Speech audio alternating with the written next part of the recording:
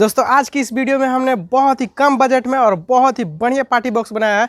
तो यहाँ पे देखिए ये हमारा पार्टी बॉक्स है। यहाँ पे मैंने 10-10 इंच का बूफर लगाया हुआ है जो कि MPS का है। तो यहाँ पे मैंने 2 वे ट्यूटर का यूज किया है। ये पर्दा वाला है और ये पट्टी टाइप के आता है ना, वो वाला है ट्यूटर। ये काफ़ी हैवी है। और यहाँ पे मेरे पास है आहूजा का 250 वाट का मशीन जो कि इसको बजाएगा। दोस्तों ये हमारा बूफर 80 वाट का, मिनिमम 80 वाट दे सकते हैं इसको, और ज़्यादा से ज़्यादा 250 वाट दे सकते हैं। तो यानी कि हम इसमें 150 वाट देते हैं तो फिर भी 300 वाट हो जाता है। और ये 20-20 वाट का ट्यूटर है। और यहाँ पे मेरे पास 250 वाट का मशीन है जो कि इसको बजाने के लिए काफ़ी है। और ये पार्टी बॉक्स अभी तक बन के तैयार नहीं हुआ है, क्योंकि देखिए इसमें अभी हमको क्लास D एम्पलीफायर लगाना है और इसमें पावर सप्लाई लगाना है। तो अभी ये पूरी तरह बन के रेडी नहीं हुआ है। ये पूरा ढांचा बॉक्स बन के रेडी हुआ है। तो हमने सोचा क्यों ना इसका साउंड टेस्ट करके आप लोग को दिखा दें। तो आप लोग वीडियो को पूरा देखिए और इसका प्राइस हम लास्ट में बताएंगे। और इसका फुल मेकिंग वीडियो इसी चैनल पर आएगा। तो आप लोग इस चैनल को सब्सक्राइब कर दीजिएगा और हाँ, वीडियो को भी लाइक कर दीजिएगा। तो चलिए इसका साउंड टेस्ट करते हैं।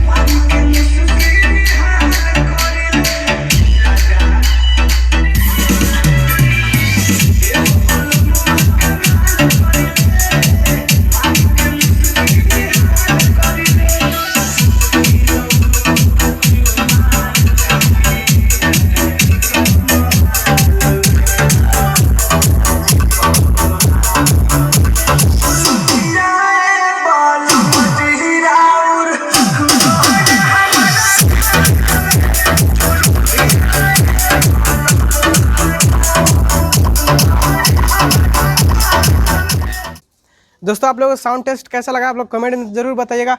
और हाँ, इसका प्राइस के बारे में हम बता देते हैं। इसका प्राइस लगभग 2,500 रुपये अभी बॉक्स में लग गया है। केवल ये बॉक्स बनाने में 2,500 रुपये लगे हैं। और अभी इसमें पावर सप्लाई और क्लास D एम्पलीफायर और ब्लूटूथ अभी लगाना बाकी है, तभी हमारा कंप्लीट पार्टी बॉक्स बन के तैयार हो जाएगा। तो अभी उसमें भी 2,500 रुपये लगेगा। तो ठीक है गाइस, इसी चैनल पे कंप्लीट वीडियो आएगा। तो आप लोग चैनल को सब्सक्राइब कर दीजिएगा और वीडियो को भी लाइक कर दीजिएगा। और मिलते हैं हम नेक्स्ट